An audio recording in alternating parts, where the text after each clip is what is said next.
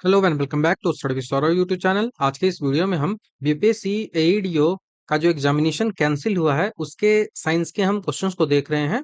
हम 14 अप्रैल को जो क्वेश्चंस पूछे गए हैं उनको डिस्कस कर रहे हैं। यहाँ पे मैंने अभी तक 15 जो क्वेश्चंस है उसको पार्ट 1 में डिस्कस कर लिया था। ये पार्ट नंबर 2 है जहाँ पे हम बचे हुए जो 15 क्वेश्चंस है, 15 या 16 है, उनको डिटेल से एक्सप्लेनेशन के साथ देखेंगे और क्या-क्या चीजें ऑप्शंस के अनुसार समझने की आवश्यकता है उन सबको देखेंगे। यदि आपने इससे पहले का जो वीडियो पार्ट नंबर 1 नहीं देखा है तो आप मेरे यूट्यूब चैनल पे जाइए, वहां जाकर देखिए उसको।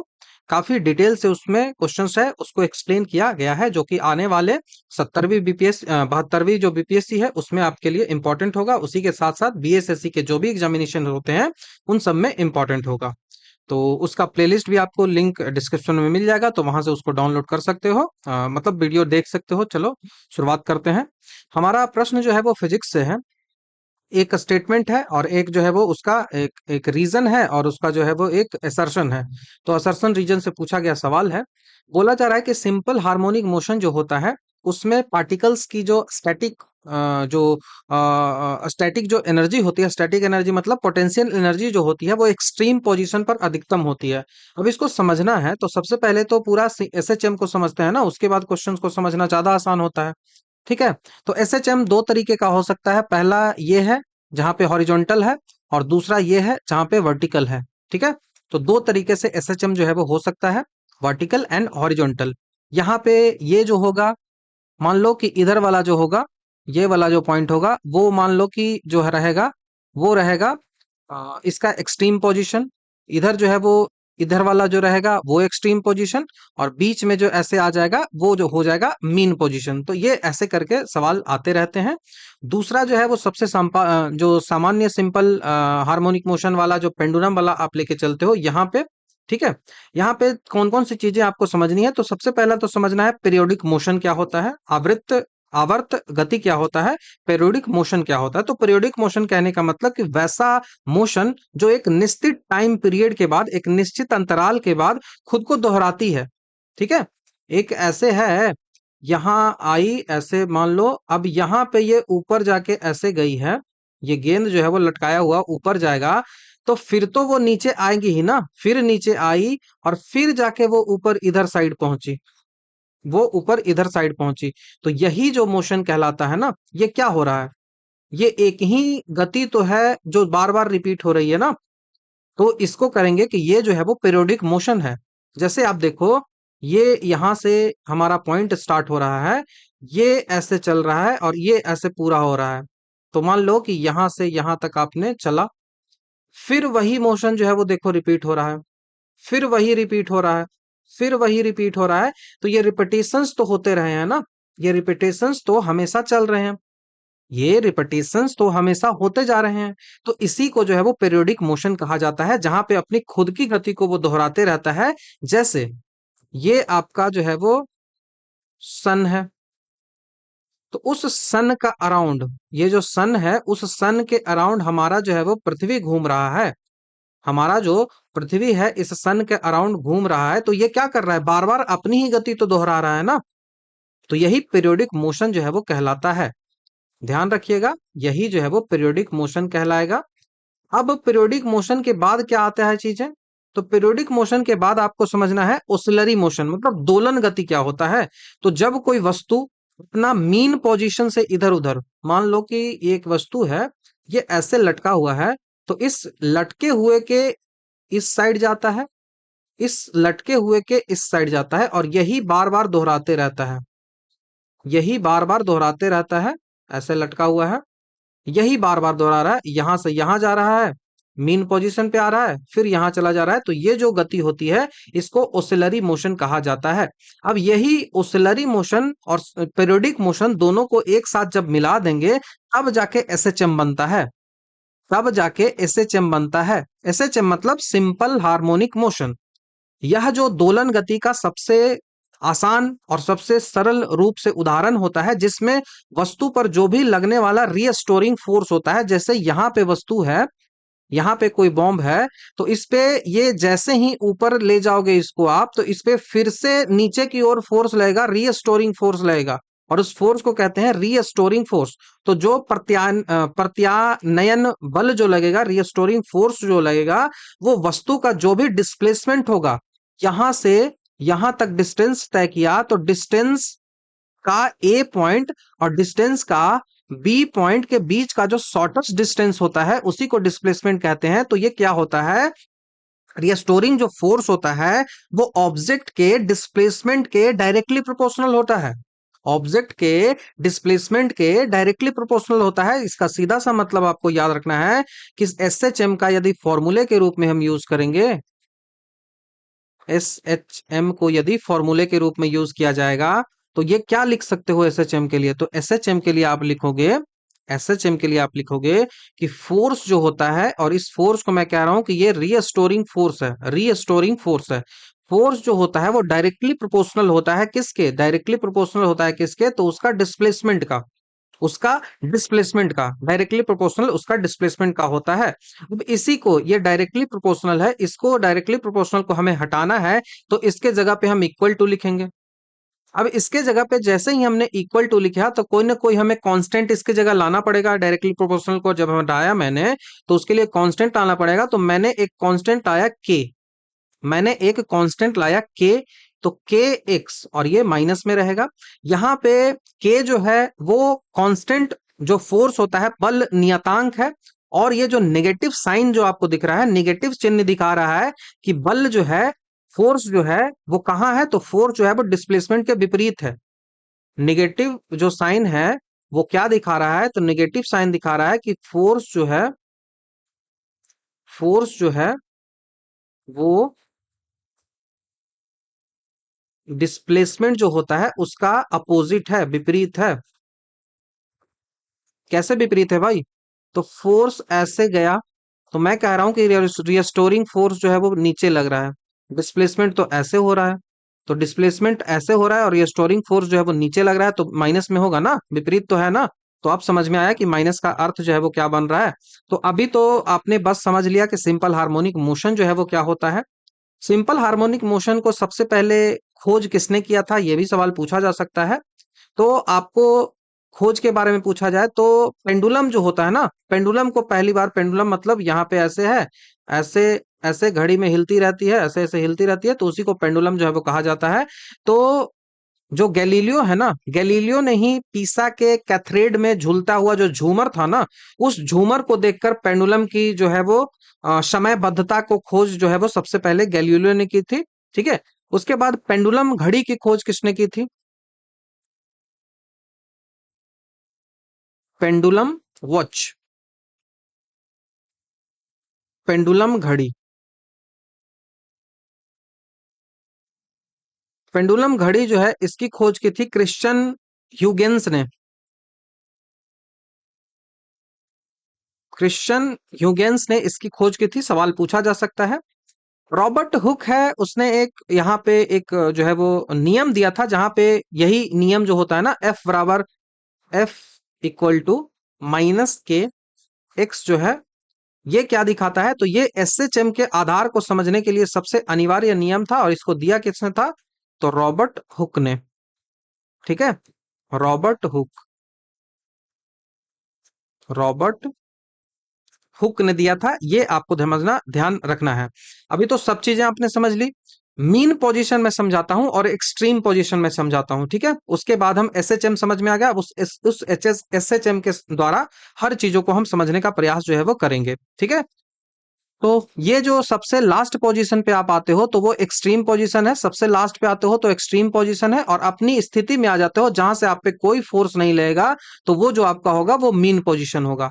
तो जैसे यदि मैं एक फिगर बनाऊं, तो यहां से आप स्टार्ट करोगे, तो it is your mean position, ए जो है वो आपका मीन पोजीशन है, ए जो है वो आपका मीन पोजीशन है। उसके बाद यहां पे आप जाओगे, ये पॉइंट है वो बी है, तो बी आपका एक्सट्रीम पोजीशन है। और यहां से ऐसे जाओगे, सी, सी पॉइंट आएगा, तो वो आपका एक्सट्रीम पोजीशन है, ठीक है, एक्सट्रीम पोजीशन है। तो मैं पॉइंट वाइज कह रहा हूं, और एक्सट्रीम पोजीशन जो है वो, ये मान लो कि ई है, ये मान लो कि सी है, ये मान लो कि बी है, और ये मान लो कि ए है। तो ए जो होगा वो मीन पोजीशन होगा, बी जो है वो एक्सट्रीम पोजीशन, और सी जो है वो एक्सट्रीम पोजीशन।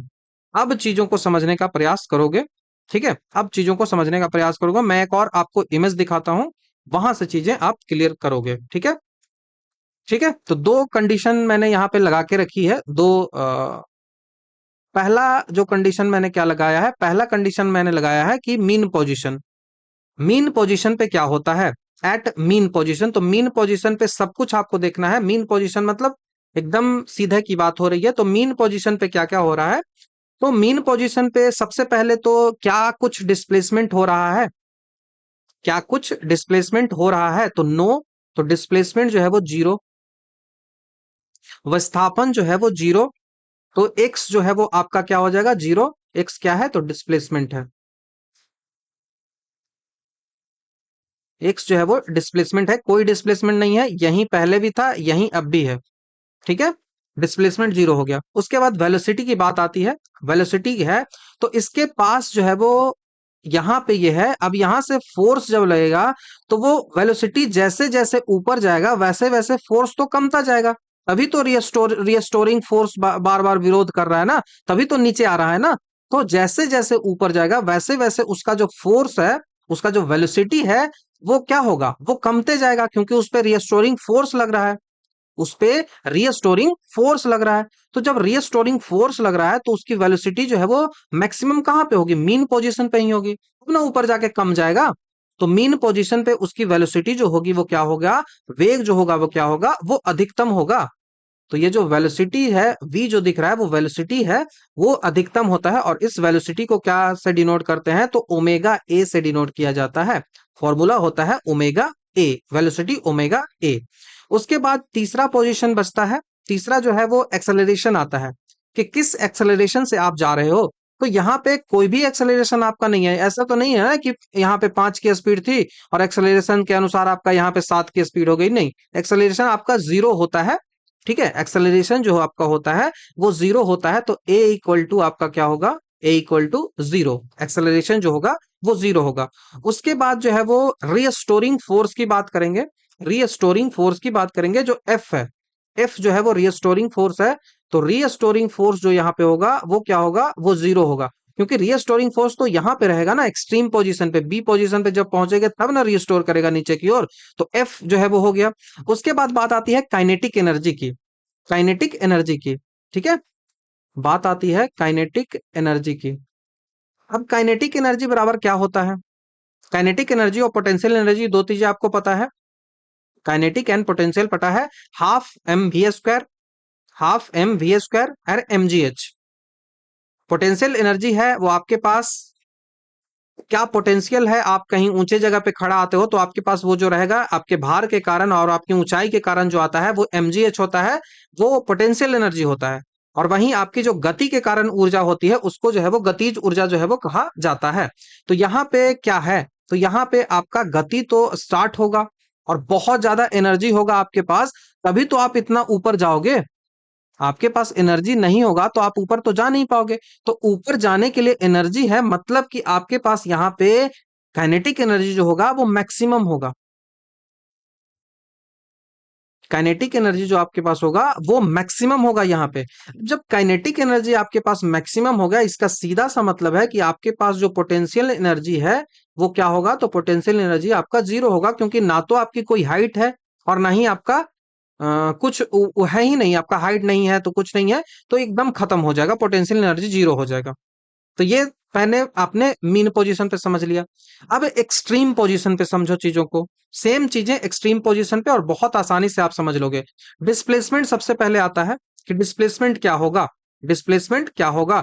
तो डिस्प्लेसमेंट यहाँ पे आप पहुंच गए हो, इसका मतलब यहां से यहां तक की दूरी तो होगा, वो क्या होगा, यहां से यहां तक की जो दूरी होगा वो क्या होगा, तो दूरी सबसे ज्यादा होगा, इससे ज्यादा तो कोई दूरी नहीं हो सकता है। तो इस कारण से जो डिस्प्लेसमेंट आपका होगा, एक्स जो होगा वो क्या होगा, तो एक्स जो होगा वो मैक्सिमम होगा, डिस्प्लेसमेंट जो होगा वो मैक्सिमम होगा, यहां से यहां तक की जो दूरी होगी वो मैक्सिमम होगी, क्योंकि इससे ज्यादा तो आप नहीं जा सकते ना।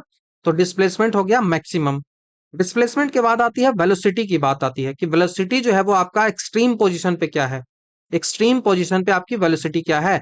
तो आप जो है वो यहां से वेलोसिटी आपकी मैक्सिमम थी, आप यहां तक बढ़े, लेकिन आप पे एक फोर्स लग रहा था, जिस फोर्स को हम कह रहे थे कि वो रिस्टोरिंग फोर्स है, जो नीचे की ओर आपको खींच रहा था। तो एक फोर्स आप ऐसे लगा रहे हो और आप पे उल्टा टाइप से फोर्स लग रहा है, तो वो आपके फोर्स को क्या करेगा, वो आपके फोर्स को जीरो कर देगा। यदि आपका फोर्स कम हो तो आपके फोर्स को उसने जीरो कर दिया, रिस्टोरिंग फोर्स के कारण आपकी जो वेलोसिटी है, सॉरी वेलोसिटी जो आपकी है उसको जीरो कर दिया। तो इस कारण से एक्सट्रीम जो पोजीशन होता है, वहां की जो वेलोसिटी आपकी होगी वो वेलोसिटी होगी जीरो, वो वेलोसिटी होगी जीरो। उसके बाद बात आती है एक्सेलरेशन की, कि एक्सेलरेशन आपका क्या होगा, ए आपका क्या होगा। तो एक्सेलरेशन की जब बात आती है, एक्सेलरेशन की जब बात आती है तो एक्सेलरेशन आपका जो होगा वो मैक्सिमम होगा वहां पे। एक्सेलरेशन जो होगा वो एक्सट्रीम पोजीशन पे मैक्सिमम होगा, वेलोसिटी जीरो है लेकिन एक्सेलरेशन होगा वो मैक्सिमम होगा, और वो एक्सेलरेशन जो होगा वो कितना होगा, तो वो एक्सेलरेशन होगा ए इक्वल टू होगा ओमेगा स्क्वायर ए। ये जो होगा वो आपका एक्सेलरेशन होगा, और ये जो ए है वो एम्पलीट्यूड कहलाता है, और ये जो एम्पलीट्यूड है वो यही डिस्प्लेसमेंट है। ये जो डिस्प्लेसमेंट है इसी को एम्पलीट्यूड कहा जाता है। तो डिस्प्लेसमेंट जिसको एक्स से आप डिनोट कर रहे हो, एक्स को ही एम्पलीट्यूड बोल लो, एम्पलीट्यूड बोल लो, डिस्प्लेसमेंट बोल लो, कब के लिए, जब वो मीन पोजीशन पे है तब के लिए। ठीक है, जब वो मीन पोजीशन पे है तब के लिए। उसके बाद ए तो मैक्सिमम हो गया, समझ में आ गया। उसके बाद जो है वो रिस्टोरिंग फोर्स की बात आती है, रीस्टोरिंग फोर्स की बात आती है। तो रीस्टोरिंग फोर्स क्या होगा, तो रीस्टोरिंग फोर्स तो मैक्सिमम होगा तब ना नीचे की ओर खींचेगा, तो रीस्टोरिंग फोर्स भी होगा वो भी मैक्सिमम होगा, रिस्टोरिंग फोर्स भी होगा वो भी मैक्सिमम होगा, और वो कितना होगा, तो वो जो होगा वो एफ बराबर होगा के एक्स, के एक्स। अब यहाँ पे मैं के ए होगा, एक्स को ही तो ए बोल रहे हैं ना, एक्स को ही तो ए कहा जा रहा है, तो एक्स बोल लो ये बोल लो कोई फर्क नहीं पड़ रहा है। अब यहाँ पे अधिकतम है, माइनस नहीं लगा हुआ, इसका सीधा सा मतलब क्या हो रहा है भाई, क्योंकि आप फोर्स इधर लगा रहे हो और आपका फोर्स भी इधर ही लग रहा है, आपकी गति भी इधर ही हो रही है, तो वो पॉजिटिव ही होगा ना, नेगेटिव फोर्स तो होगा नहीं। तो ये इस कारण से है, तो एफ हो गया। अब उसके बाद बात आती है काइनेटिक एनर्जी की, कि काइनेटिक एनर्जी जो है वो क्या होता है। तो काइनेटिक एनर्जी जो यहाँ पे होगा वो ऊंचाई के कारण काइनेटिक एनर्जी थोड़ी होता है, काइनेटिक एनर्जी तो गति के कारण हो रहा है, और गति इसकी जीरो है, इस कारण से काइनेटिक एनर्जी जीरो हो गया। उसी तरह से पोटेंशियल एनर्जी की बात करें तो वो तो वो जो है ऊंचाई के कारण आता है, तो पोटेंशियल एनर्जी जो होगा वो मैक्सिमम हो जाएगा, वो मैक्सिमम हो जाएगा। तो इस तरीके से आपको ये समझना होगा ये, और यही सवाल आपसे पूछा गया है। लेकिन उससे पहले बढ़े, कुछ सवाल है जो आपको जानना है। एम्पलीट्यूड आपने देखा कि क्या होता है ना, ये मीन पोजीशन है, ठीक है, ये मीन पोजीशन है, इसी के इर्द गिर्द जो है वो घूम रहा है। तो ये जो होता है वो सबसे ऊपर वाला है, और ये जो होता है वो सबसे नीचे वाला है। ठीक है, तो स्ट्रिंग और गर्त इसको कहा जाता है, स्ट्रिंग और गर्त इसको कहा जाता है। अब इसी में जो टाइम पीरियड होता है, मतलब एक पूरा दोलन करने में, एक पूरा दोलन करने में यहां से स्टार्ट हुआ, ये पूरा एक बार जो है वो किया, एक बार जो पूरा यहां तक दोलन किया, तो इस पूरे दोलन में जो समय लगा उसी को टाइम पीरियड जो है वो कहते हैं, उसी को टाइम पीरियड जो है वो कहा जाता है, ये आपको ध्यान रखना होगा। और उस टाइम पीरियड के लिए, उस टाइम पीरियड के लिए जो फॉर्मूला होता है वो एग्जामिनेशन में आता है, आगे भी डिस्कस करेंगे कभी सवाल आएगा तो। अभी जो सिंपल पेंडुलम के लिए वो टाइम पीरियड का जो फॉर्मूला होता है T2 pi under root L by G होता है, इसको समझेंगे आगे भी, ठीक है, कभी टाइम पड़ेगा। इसी अनुसार झूले की जो गति होती है ना, उस पे हम सवाल इसी के अनुसार जो है वो बनाते हैं। फ्रीक्वेंसी आपको पता है कि पर सेकंड कितना दौड़ रहा है, तो एफ बराबर T1/T हो जाता है, हर्ट्ज में फ्रीक्वेंसी नापी जाती है। और एम्पलीट्यूड आयाम जो होता है वो मध्याह्न पद से अधिकतम विस्थापन जो होता है वो मध्याह्न का जो है वो एम्पलीट्यूड कहलाता है, मतलब सबसे मैक्सिमम पोजीशन पे रहेगा तभी बराबर जो है वो होगा। ठीक है, ये आपको ध्यान रखना है। कुछ और इंपॉर्टेंट फैक्ट की मैं बात कर लूं जो जरूरी है आपके लिए, जैसे सेकंड्स पेंडुलम क्या होता है, सेकंड्स पेंडुलम किसको बोलते हैं, ये बहुत इंपॉर्टेंट है, सेकंड्स पेंडुलम। ठीक है, सेकेंड्स पेंडुलम, सेकेंड्स पेंडुलम का मतलब हुआ कि जिसका टोटल आवर्त पीरियड जो है ना, टोटल आवर्त काल टाइम पीरियड जो है, जिसका टाइम पीरियड जो है वो 2 सेकंड का रहे, तभी ना एक वाला आधा करेगा 1 सेकंड में, इधर वाला 1 सेकंड में करेगा, इधर वाला 1 सेकंड में करेगा, अब जाके पूरा जो है वो टाइम पीरियड जो है वो 2 सेकंड का होगा। ठीक है, तो ये 2 सेकंड जिसका टाइम पीरियड होता है उसको सेकेंड्स पेंडुलम कहता है, और इसकी लंबाई जो है वो पृथ्वी पे लगभग 1 मीटर के आसपास होती है।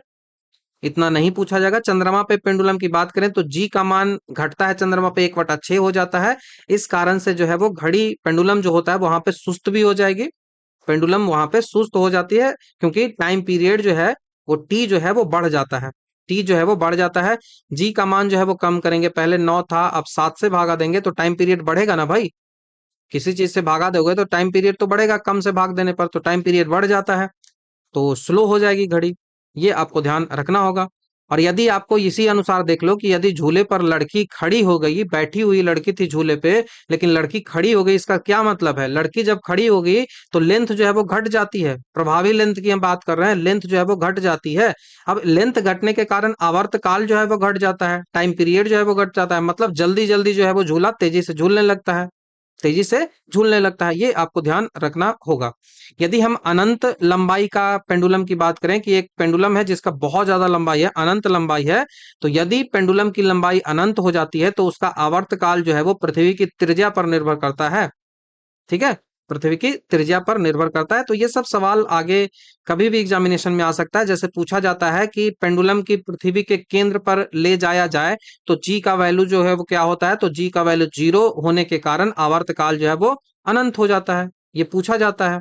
ठीक है, उसके बाद दूसरा सवाल आपसे पूछा जाता है कि गर्मियों में जो लंबाई है वो एल जो है वो गर्मी के कारण बढ़ जाती है, जिससे पेंडुलम जो है वो घड़ी जो है वो सुस्त हो जाती है। सर्दियों में लंबाई घटने से तेज जो है वो हो जाती है।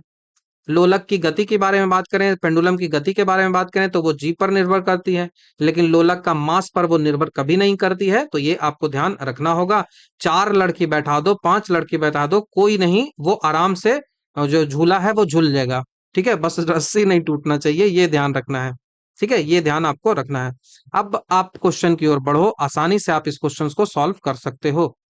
ठीक है, आपसे पूछा जा रहा है कि सिंपल हार्मोनिक मोशन में जो पार्टिकल की स्थितिज ऊर्जा है, वो पोटेंशियल एनर्जी जो है वो एक्सट्रीम पोजीशन पर अधिकतम होती है।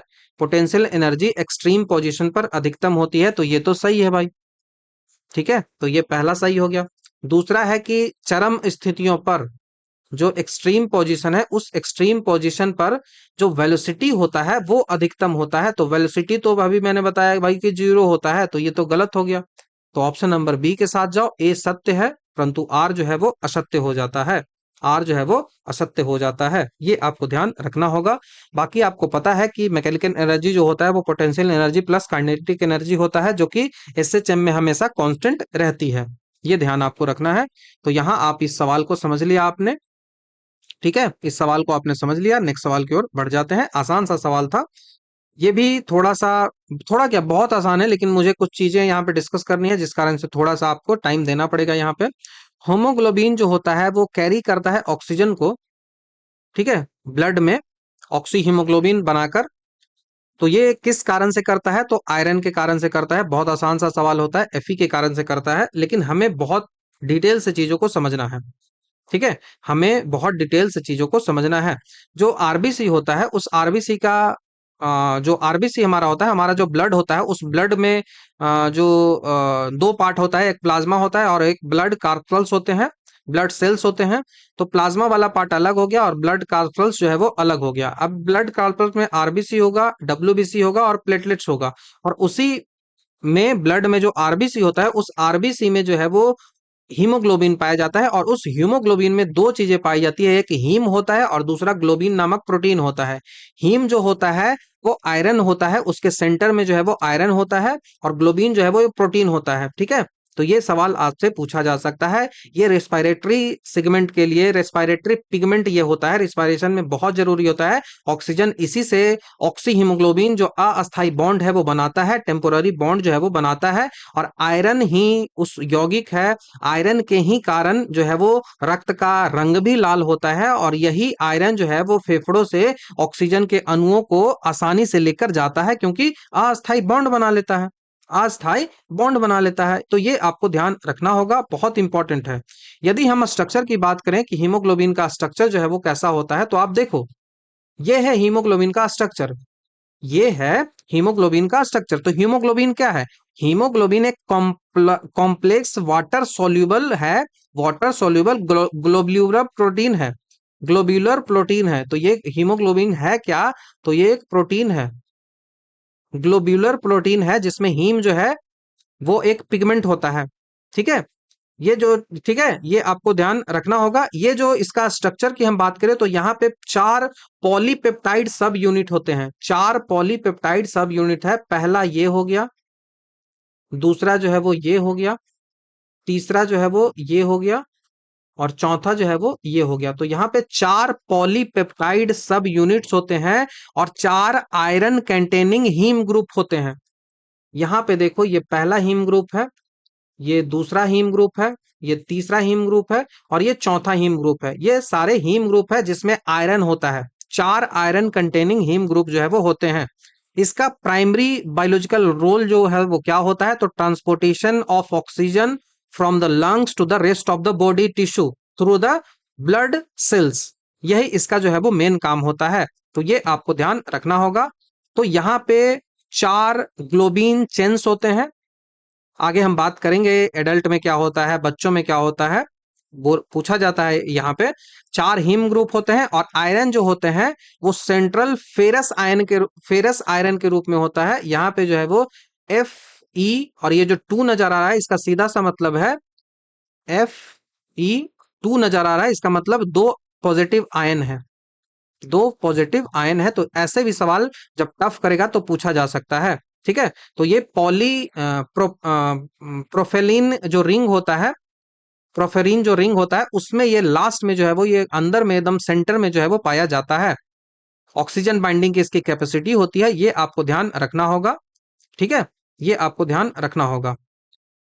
बाकी हम और बात करें इसकी, तो यहाँ पे जो आपको दिख रहा है वो यहाँ पे आपको अल्फा, बीटा, ये क्या है? तो ये ग्लोबिन्स है, ये जो है वो ग्लोबिन्स है। ये आपको ध्यान रखना है। यहाँ पे ये देखना है ना कि आपको ये जो अल्फा और बीटा जो ग्लोबिन्स है, ये क्या होता है? तो ये सब यूनिट्स होता है जो कि 4 हैं। अल्फा है, बीटा है जो कि दो दो दोनों है, इन सब में प्रोटीन है, तो चूंकि अमीनो एसिड वहां पे होगा ही, टोटल अमीनो एसिड यहाँ पे होता ही है लगभग 600 के आसपास टोटल अमीनो एसिड होता है, जो कि हमें नहीं जानना है। ठीक है, जो कि हमें नहीं जानना है ये सब। अब यहाँ पे देखना ये है ना कि ये जो हीमोग्लोबिन होता है वो एक बार में कितने ऑक्सीजन्स को ले सकता है?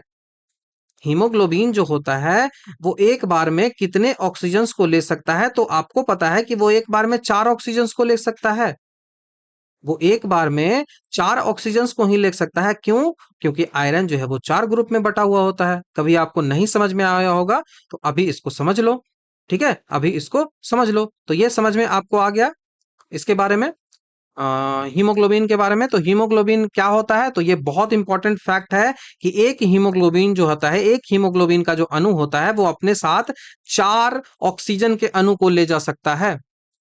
एक हीमोग्लोबिन जो होता है, एक हीमोग्लोबिन जो होता है वो अपने साथ 4 ऑक्सीजन के अणु जो होते हैं, ऑक्सीजन के जो मॉलिक्यूल्स होते हैं उनको अपने साथ कैरी कर सकता है।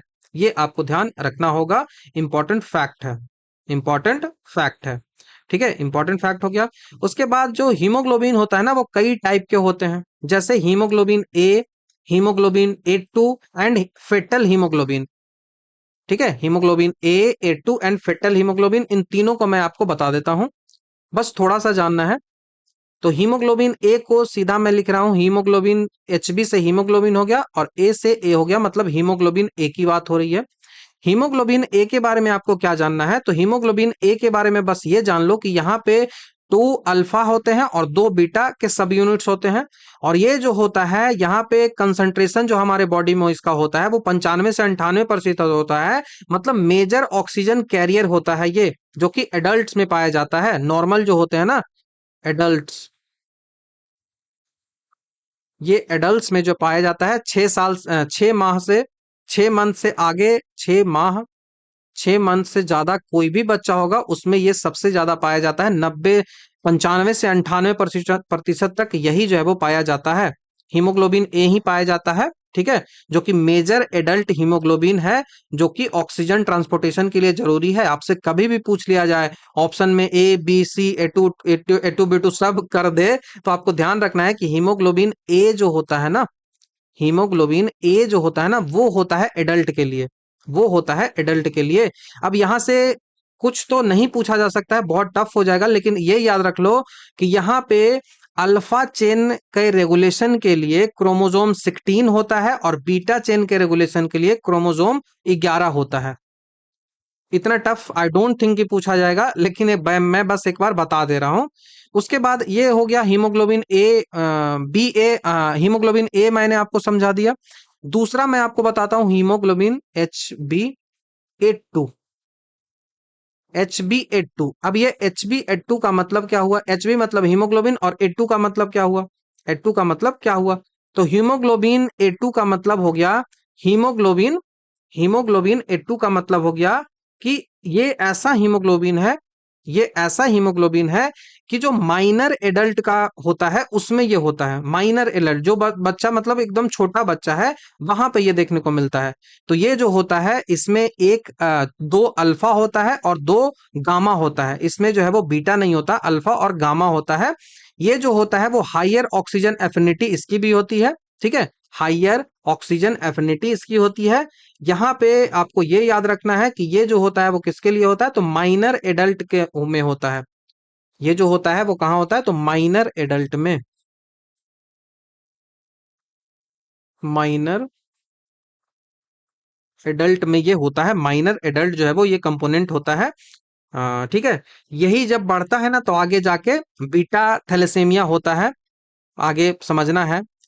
बस ये याद रख लो, बीटा थैलेसेमिया इसी के कारण होता है। जब ये बढ़ जाता है ना तो बीटा थैलेसेमिया होता है। ये बहुत कम हमारे बॉडी में पाया जाता है, 1.5 से लेकर 3.5 तक जो है वो पाया जाता है। उसके बाद जो है वो आता है फिटल हीमोग्लोबिन आता है। फिटल हीमोग्लोबिन, फिटल हीमोग्लोबिन मतलब क्या? फिटल हीमोग्लोबिन मतलब बच्चे में जो रहता है हीमोग्लोबिन। तो HbF उसको लिखेंगे, फिटल हीमोग्लोबिन HbF। अब ये बच्चा कहने का मतलब ये नहीं कि बच्चा पैदा ले लिया है, नहीं, बच्चा अभी माँ के गर्भ में ही है, यूट्रस में ही है। तो उस समय की बात हो रही है। तो जब यूट्रस में होता है तो ये जो है फिटल जो हीमोग्लोबिन होता है, ये इसमें अल्फा होता है और गामा होता है, ठीक है, इसमें अल्फा होता है, गामा होता है। ये हाइयर ऑक्सीजन एफिनिटी इसकी होती है, ठीक है, हाइयर ऑक्सीजन एफिनिटी इसकी होती है। ये ध्यान आपको रखना है। और ये जो होता है, ये जो होता है वो बच्चा जो होता है ना, 6 मंथ, जो बच्चा जो होता है ना, वहां पे बच्चा जो होता है वो माँ के गर्भ से जो ऑक्सीजन लेता है, एक्सट्रैक्ट करता है oxygen from maternal blood placenta के थ्रू, तो यही HbF होता है। तो मदर का जो ब्लड होता है, मैटरनल ब्लड को जो है वो एब्जॉर्ब करता है किसके थ्रू? तो प्लेसेंटा के थ्रू। इसी से तो फूड वूड मिलता है ना उसको, तो यहीं से मदर का जो ब्लड है उसी को लेकर जो है वो करता है। तो वो जो कहलाता है वो फिटल हीमोग्लोबिन जो है वो कहलाता है। फिटल हीमोग्लोबिन जो है वो कहलाता है। तो ये प्रोडक्शन इसका क्या होता है? प्रोडक्शन पीक होता है कब? जब जेस्टेशन पीरियड में होता है, मतलब गर्भाशय का जो काल होता है उसमें होता है। और धीरे धीरे ये ढलते जाता है जैसे जैसे बच्चा जो है वो पैदा ले लेता है। और जब बच्चा पैदा ले लेता है तो 6 मंथ तक HbA, 6 मंथ के बाद जो है वो हीमोग्लोबिन ए उसके पास चला जाता है, जो कि एबंडेंस में होता है, ठीक है, एबंडेंस में होता है। अब देखो जैसे जैसे हीमोग्लोबिन A2 इंक्रीज करता जाएगा, इंक्रीज होगा हीमोग्लोबिन A2 का लेवल 3.5 से यदि ज्यादा हो जाता है, तो ये इंडिकेट करता है कि आपको बीटा थैलेसीमिया ट्रेल हो गया है, बीटा थैलेसीमिया हो गया है, आप चेक करवाओ, जरूरी हो जाता है, ठीक है, जरूरी हो जाता है आपको चेक करवाना। तो बस इतना ही आपको यहाँ पे समझना था। इससे संबंधित यदि कोई भी सवाल आपको आता है तो आप आसानी से इसको कर पाओगे। बाकी मैं और ऑप्शंस की बात कर लूं कि और ऑप्शंस जो है वो उसमें क्या है। जैसे कॉपर की बात करें तो यह जो है वो हीमोसाइनिन में पाया जाता है, जो कि कुछ घेंघा जो स्नेल्स होते हैं और जो केकड़े होते हैं उनमें जो ब्लू रक्त होता है उसमें ये मिलता है, ठीक है। तो आपको कॉपर की बात मैं करूं तो ये किस में पाया जाता है? हीमोसाइनिन में। हीमोसाइनिन।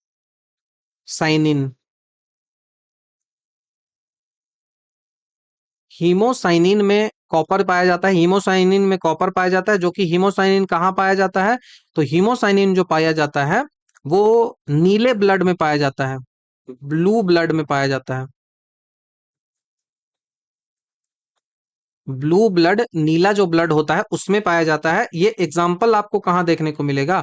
तो ये एग्जाम्पल आपको देखने को मिलेगा स्नेल्स में, घोंघा। ठीक है, स्नेल्स में आपको देखने को ये एग्जाम्पल मिल सकता है। उसी के साथ साथ दूसरा जो एग्जाम्पल आप देख सकते हो वो आप देख सको केकड़े में, जिसको क्रैब कहते हैं। क्रैब्स इसको कहा जाता है, तो ये आपको ध्यान रखना होगा। उसी के साथ साथ हम यदि मैग्नीशियम की बात करें तो मैग्नीशियम मैग्नीशियम जो है वो क्या है? तो मैग्नीशियम जो होता है वो क्लोरोफिल का सेंटर है, उसमें पाया जाता है, पत्ती में पाया जाता है। तो मैग्नीशियम जो होता है वो पौधे का सेंटर होता है, तो वो क्लोरोफिल में पाया जाता है। आगे इससे संबंधित सवाल आएगा, उसमें काफी डिटेल से क्लोरोफिल को भी डिस्कस कर लेंगे, उसके भी स्ट्रक्चर को समझ लेंगे। उसके बाद जिंक की बात आती है कि जिंक कहाँ पाया जाता है? तो जिंक जो पाया जाता है वो इंसुलिन में पाया जाता है। जिंक जो पाया जाता है वो कहाँ पाया जाता है? तो वो इंसुलिन में पाया जाता है। इंसुलिन जो होता है उसमें जिंक जो है वो पाया जाता है। उसी के साथ साथ हमारा जो लार होता है, हमारी जो स्लाइवा होती है, उस स्लाइवा में भी जिंक जो है वो पाया जाता है। यदि आपको शरीर में ब्लड की कमी हो जाती है, हीमोग्लोबिन की कमी हो जाती है, इसका मतलब आपको एनीमिया हो गया है। आप मुझे बताओ एनीमिया और परनीसियस एनीमिया में क्या डिफरेंस है? कमेंट में बताओ। पिछला जो वीडियो था वहां पे मैंने परनीसियस एनीमिया के बारे में काफी डिटेल से बताया था, तो आप मुझे कमेंट में उसका आंसर जरूर बताइए। नेक्स्ट सवाल की ओर बढ़ते हैं। सवाल है कि निम्नलिखित में से कौन सा कथन सही है?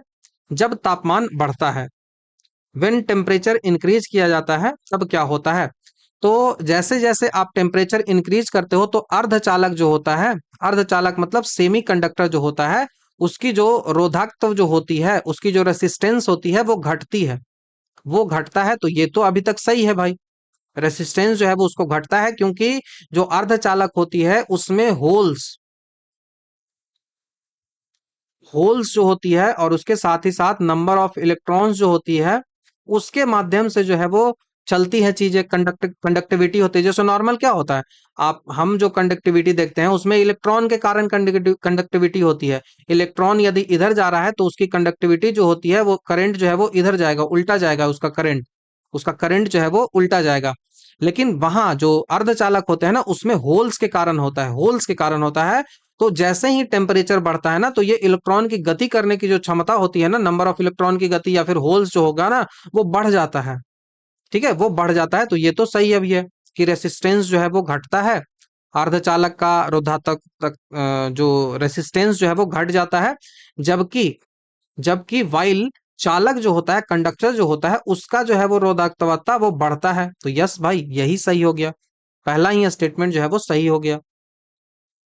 यदि कंडक्टर की बात करें तो वहां पे जैसे जैसे टेम्परेचर आप बढ़ाते जाओगे वैसे वैसे उसका कंडक्टिविटी जो है वो घटता जाएगा, क्योंकि रेसिस्टेंस बढ़ जाएगा। आप लेंथ बढ़ाओगे तो रेसिस्टेंस बढ़ जाएगा, आप जो है वो क्रॉस सेक्शनल एरिया को घटा दोगे तब रेसिस्टेंस जो है वो बढ़ जाएगा। एक तार है,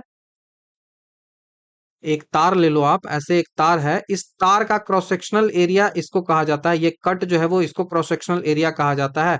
अब इस क्रॉस सेक्शनल एरिया को यदि आप घटा देते हो, या फिर मान लो कि इसको क्रॉस सेक्शनल एरिया को यदि आपने बढ़ा दिया, इस क्रॉस सेक्शनल एरिया को आपने बढ़ा दिया, तो क्रॉस सेक्शनल एरिया आपने जैसे ही बढ़ाया, इसका सीधा सा मतलब हो जाता है क्रॉस सेक्शनल एरिया इंक्रीज करने पे रेसिस्टेंस जो है वो R1 और यहाँ R2 है, तो रेसिस्टेंस जो है वो R1 जो है वो कम होगा, R2 का रेसिस्टेंस जो है वो ज्यादा होगा। यदि आप लेंथ बढ़ा देते हो तो रेसिस्टेंस जो है वो, ये कंडक्टर की बात हो रही है, कंडक्टर की बात हो रही है, तो लेंथ बढ़ाने से रेसिस्टेंस बढ़ जाता है, लेंथ घटाने से रेसिस्टेंस जो है वो घट घट जाता है। तो ये तो सही हो गया, पहला ही सही हो गया, तो और कुछ करने की आवश्यकता है ही नहीं। ठीक है, और कुछ करने की आवश्यकता है ही नहीं। बाकी सेमीकंडक्टर की बात करें, जैसे सिलिकॉन हो गया, जर्मेनियम हो गया, इन सब में तापमान जैसे ही बढ़ाते हो तो जो कोवैलेंट बॉन्ड होता है ना वो टूटता है, कोवैलेंट बॉन्ड जो होता है वो टूटता है। और जिससे जिससे अधिक मात्रा में जो होल्स होते हैं ना, जो होल्स होते हैं, मुक्त इलेक्ट्रॉन और होल्स, फ्री इलेक्ट्रॉन और होल्स होते हैं ना वो पैदा होते हैं, इसलिए धारा का प्रवाह आसानी से होने लगता है और उसका जो है वो रेसिस्टेंस जो है वो धीरे धीरे घटने लगता है। तो ये आपको ध्यान रखना होगा, बहुत इंपॉर्टेंट है। ठीक है। अब जब परम शून्य ताप पे आप पहुंचते हो, एब्सोल्यूट जीरो टेम्परेचर पे होते हो, मतलब कि जीरो केल्विन पर आप पहुंचते हैं, तो एक अर्धचालक जो होता है वो पूरी तरीके से इंसुलेटर की तरह व्यवहार करता है, एक कुचालक की तरह व्यवहार करता है।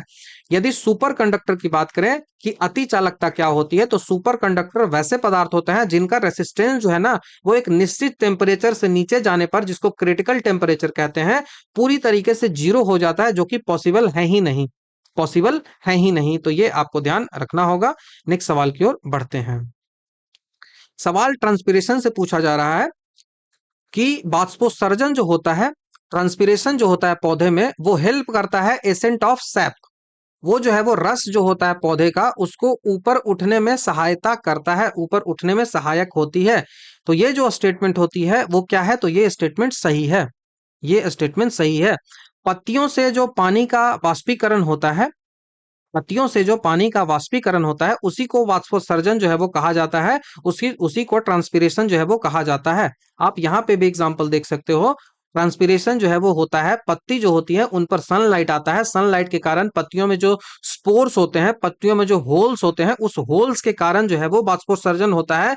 लेकिन आपके दिमाग में आएगा कि ये वाष्पोत्सर्जन हो रहा है भाई, तो पानी पत्ती को मिल कहां से रहा है, तो आपको उत्तर होगा कि पानी पत्ती को मिल रहा है वो रूट से मिल रहा है, क्योंकि रूट जो है वो एब्जॉर्ब करता है वाटर को। ठीक है, रूट जो है वो वाटर को एब्जॉर्ब करता है। अब जब रूट वाटर को एब्जॉर्ब कर ले रहा है सॉइल से, अब बताओ कि किस प्रोसेस से कर रहा है, मुझे आप कमेंट में बताओ कि किस प्रोसेस से रूट जो है वो एब्जॉर्ब कर रहा है वाटर को। ये बहुत इंपॉर्टेंट है, एकदम आप मुझे बताओ। तो रूट एब्जॉर्ब कर लिया, इसी रूट से स्टीम पर गया, स्टीम के माध्यम से ये जो वाटर है वो सीधा पत्तियों के पास पहुंच गया। पत्तियां जो है वो, उन पर सनलाइट आया, सनलाइट के कारण वो पत्तियां जो है वो, उनमें स्पोर्स होती हैं, स्टोमाटा होती हैं, छोटे छोटे छेद होते हैं, उन छेद से जो है वो वाटर जो है वो बाहर निकल आता है। तो वाटर जो बाहर निकलता है पत्तियों से, तो उसी को जो है वो ट्रांसपीरेशन कहा जाता है। ठीक है, लीफ के जो सरफेस होते हैं उनसे निकलता है और वो ट्रांसपीरेशन कहलाता है, ये आपको ध्यान रखिएगा। जाइलम की जो नलिकाएं होती हैं, जाइलम के जो ट्यूब्स होते हैं, जाइलम जो होता है, फ्लोएम जो होता है, ये दो टाइप के कॉम्प्लेक्स टिश्यू होते हैं, दो टाइप के कॉम्प्लेक्स टिश्यू होते हैं हमारे जो पेड़ होते हैं उसमें। पेड़ का जो ट्रंक होता है, बहुत मोटी जो तना होती है, उसमें ये देखने को मिलता है जाइलम एंड फ्लोएम। तो जाइलम जो होता है जो कि वाटर के ट्रांसपोर्टेशन के लिए जरूरी है, जाइलम जो होता है जो कि वाटर के ट्रांसपोर्टेशन के लिए जरूरी होता है, उस जाइलम में, जाइलम जो वाटर के ट्रांसपोर्टेशन के लिए जरूरी है, उस जाइलम नलिका में एक प्रकार का खिंचाव या फिर एक एक एक बल आता है जिसको ट्रांसपीरेशन पुल कहते हैं। ये जो ऊपर की ओर जाता है ना, इसको ट्रांसपीरेशन पुल कहते हैं कि ऊपर की ओर जा क्यों रहा है, तो ये ट्रांसपीरेशन पुल होता है जो पानी और उसके साथ ही साथ जो खनिज होता है, ये जो आपको सैप दिख रहा है ना, जो खनिज होता है, सैप जो दिख रहा है वो खनिज जो होता है, वो जड़ों से पत्तियों तक 100 मीटर से भी ऊंचाई तक जो है वो खींचा जा सकता है। एसेंट ऑफ सैप जो है वो इसी को कहा जाता है, एसेंट ऑफ सैप जो है वो इसी को कहते हैं। तो ये ऊपर तो खींचा जा सकता है, तो पहला स्टेटमेंट तो सही है कि बाष्पोत्सर्जन रस के ऊपर उठने में सहायक होता है, तो यस, ये उसी पुल फोर्स के कारण होता है, उसी पुल फोर्स के कारण होता है। दूसरा देखो स्टेटमेंट क्या कह रहा है, दूसरा कह रहा है कि बाष्पोत्सर्जन जो होता है वो जड़ों में प्रासरणीय दाब बढ़ाता है, जड़ों में प्रासरणीय दाब जो है वो बढ़ाता है। तो ये जो स्टेटमेंट है वो गलत हो जाएगा, ये जो स्टेटमेंट है वो गलत हो जाएगा, कारण जो इसका है वो गलत हो जाएगा। क्यों? बाष्पोत्सर्जन जो होता है वो जड़ में ऑस्मोटिक प्रेशर को नहीं बढ़ाता है भाई, जड़ों का प्रसरणीय दाब जो होता है वो मुख्य रूप से मिट्टी के जो खनिज होते हैं और जो एक्टिव ट्रांसपोर्टेशन होता है उस पर निर्भर करता है, जिसे रूट प्रेशर कहते हैं। जड़ जो होता है वो क्या करता है, तो वो वाटर को इसलिए लेता है क्योंकि उसके पास जो है वो एक्टिव ट्रांसपोर्टेशन होता है। एक्टिव ट्रांसपोर्टेशन जो होता है, आयंस जो होते हैं, आयंस के एक्टिव ट्रांसपोर्टेशन पर निर्भर करता है। जो भी आयंस ले रहे हैं, सॉइल के पार्टिकल्स हैं, उनसे पानी ले रहे हैं, तो वाटर मॉलिक्यूल्स जब ले रहे हैं तो वो सारा का सारा किस पे निर्भर करता है, तो वो सारा का सारा निर्भर करता है किस पे, दो चीजों पे। पहला जो चीज होता है उसको कहते हैं आयंस जो होते हैं, खनिज जो होते हैं, आयंस के एक्टिव ट्रांसपोर्टेशन पर, active transportation of ion, active transportation of ions. तो आयंस का जो एक्टिव ट्रांसपोर्टेशन होता है उस पर निर्भर करता है, और इस जो फोर्स होता है इस फोर्स को कहते हैं root pressure, root pressure. Root pressure इसको कहा जाता है, ना कि ट्रांसपीरेशन के कारण ये पुल आता है। बाष्पोत्सर्जन का खिंचाव जो है वो एक मैकेनिकल या फिर एक फिजिकल फोर्स होता है, ठीक है, ना कि वो परासरणीय होता है, ठीक है, ना कि वो ऑस्मोटिक होता है। तो ये दूसरा जो हो गया वो गलत हो गया। तो केवल और केवल ए जो है वो हमारा सही हो गया। तो बी आपका आंसर बनेगा, ए सत्य है परंतु आर जो है वो गलत हो जाएगा, आर जो है वो असत्य हो जाएगा। ये आपको ध्यान रखना होगा, बहुत इंपॉर्टेंट है। बाष्पोत्सर्जन जो होता है वो पौधे के लिए एक जो है वो आवश्यक बुराई होता है, जो कि करना जरूरी है लेकिन बुरा है इसलिए, तो इसको नेसेसरी इविल जो है वो कहा जाता है। तो कभी भी सवाल पूछा जाए कि ट्रांसपीरेशन को क्या कहा जाता है, तो इसको जो कहा जाता है एक अनावश्यक बुराई, अननेसेसरी इविल, एक आवश्यक बुराई, एक ऐसी बुराई लेकिन वो जरूरी है, आवश्यक है, तो आवश्यक बुराई, ठीक है, एक आवश्यक बुराई, नेसेसरी इविल जो है वो कहा जाता है। यह कथन जो है वो कार्टिस ने दिया था, कार्टिस है उसने दिया था। पौधे में बाष्पोत्सर्जन की दर को मापने के लिए पोटोमीटर का यूज किया जाता है। Rate of rate of transpiration, rate of transpiration को यदि मेजर करना है तो इसके लिए जो है वो पोटोमीटर यूज किया जाता है, पोटोमीटर का यूज किया जाता है। पोटोमीटर बहुत इंपॉर्टेंट है, पोटोमीटर का यूज जो है वो किया जाता है, ठीक है। अब यहाँ पे आपको दो चीजें देखना है, पत्ती के पास जो प्रोसेस होता है उसको ट्रांसपीरेशन बोल रहे हो, पहला प्रोसेस ट्रांसपीरेशन जिसको समझा। दूसरा प्रोसेस जो है वो कोहेजन, जो कि ट्रंक जो तना है उसमें हो रहा है। और तीसरा एब्जॉर्प्शन वाला प्रोसेस, ये कौन सा प्रोसेस होता है ये भी मैंने आपसे पूछा है। यहाँ पे दो जाइलम और फ्लोएम चीजें होती हैं। तो जाइलम जो होता है वो वाटर के लिए जरूरी होता है, वाटर और जो खनिज होता है, जो मिनरल्स होता है उसको कहाँ लेके जाता है, तो उसको ऊपर की ओर ले जाता है, पत्तियों की ओर ले जाता है। जैसे यहाँ पे आप समझोगे, बहुत आसानी से समझोगे, जाइलम है ये वाला जो है वो जाइलम है। तो ये क्या कर रहा है, जाइलम जो होता है वो वाटर को लेके जा रहा है किधर, तो वाटर को वो ऊपर की ओर लेके जा रहा है। वाटर वाटर के साथ मिनरल्स है उसको भी लेके जा रहा है। वहीं ये वाला जो येलो वाला पार्ट है ये फ्लोएम है, ये फ्लोएम है। तो फ्लोएम क्या कर रहा है, फ्लोएम जो है वो ऊपर से बना हुआ जो फूड है उसको नीचे ला रहा है, उसी के साथ साथ ऊपर से बना हुआ जो फूड है उसको नीचे भी लेके जाएगा, ऊपर भी लेके जाएगा। तो ये बाई डायरेक्शनल होता है, लेकिन जाइलम जो होता है वो यूनिडायरेक्शनल होता है, ठीक है। जाइलम जो होता है वो यूनिडायरेक्शनल होता है। जाइलम की जो कोशिकाएं होती हैं, अधिकांश जो कोशिकाएं होती हैं वो डेड होती हैं, ठीक है। जाइलम की जो कोशिकाएं होती है वो डेड होती हैं। जैसे कि यहाँ मुख्य रूप से वेसल्स होते हैं, ट्रैकिड्स होती हैं, इन सब से ये बना होता है, जिनकी दीवार जो है वो लिग्निन के कारण बहुत ज्यादा मजबूत होती है और पौधे को सहारा देती है। फ्लोएम जो होती है वो बाई डायरेक्शनल होता है, आपको पता है।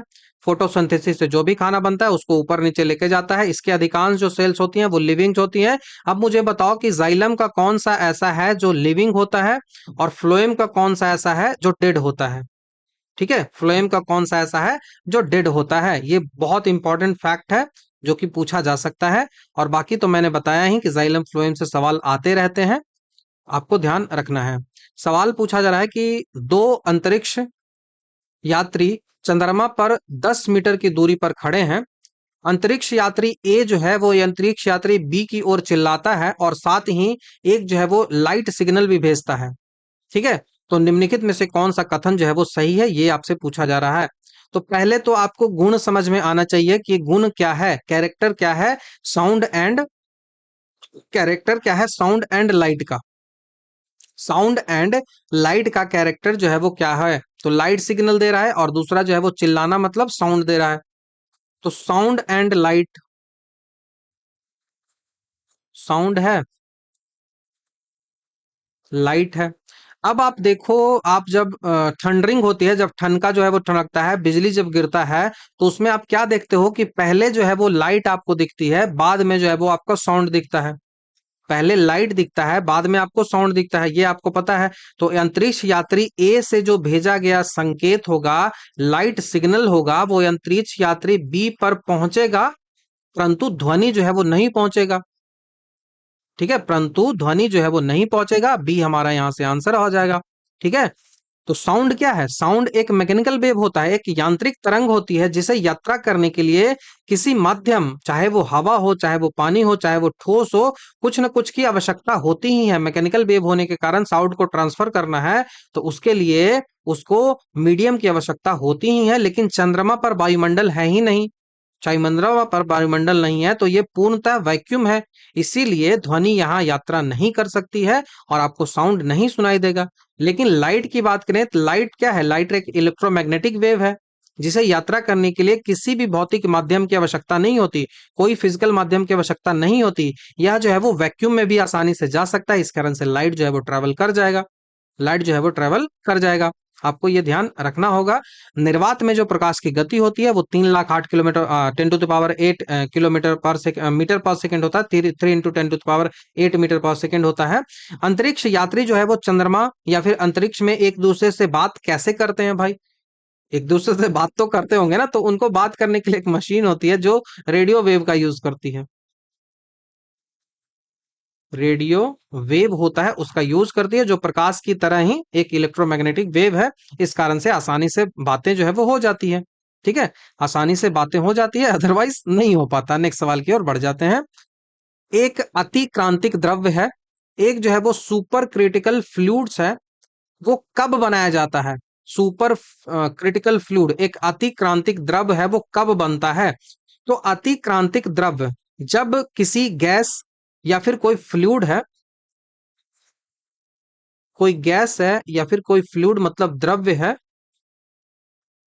कोई फ्लूइड है, किसी द्रव या फिर तरल, तो उसको उसके क्रिटिकल टेम्परेचर, उसका उसका क्रिटिकल टेम्परेचर, उसको क्रिटिकल टेम्परेचर मतलब टीसी से हम डिनोट करेंगे। उसका क्रिटिकल टेम्परेचर और उसका जो क्रिटिकल प्रेशर होता है, उसका जो क्रिटिकल टेम्परेचर और उसका क्रिटिकल प्रेशर से ऊपर रखा जाता है। जब इससे ऊपर रखा जाता है तो वह जो है वो सुपर अतिक्रांतिक द्रव्य होता है, सुपर क्रिटिकल फ्लूइड जो है वो बन जाता है। तो ये जो होता है वो क्रिटिकल टेम्परेचर और क्रिटिकल प्रेशर जो है वो, क्रिटिकल टेम्परेचर जो होता है वो यदि क्रिटिकल प्रेशर से ऊपर है, तो पहले ये है और उससे क्रिटिकल टेम्परेचर जो है वो ऊपर है। मान लिया कि ये 20 है, इसको हम 25 रखेंगे, तो ऐसे सिचुएशन में क्या बनेगा? ऐसे सिचुएशन में जो बनेगा वो सुपर क्रिटिकल फ्लूइड बनेगा। सुपर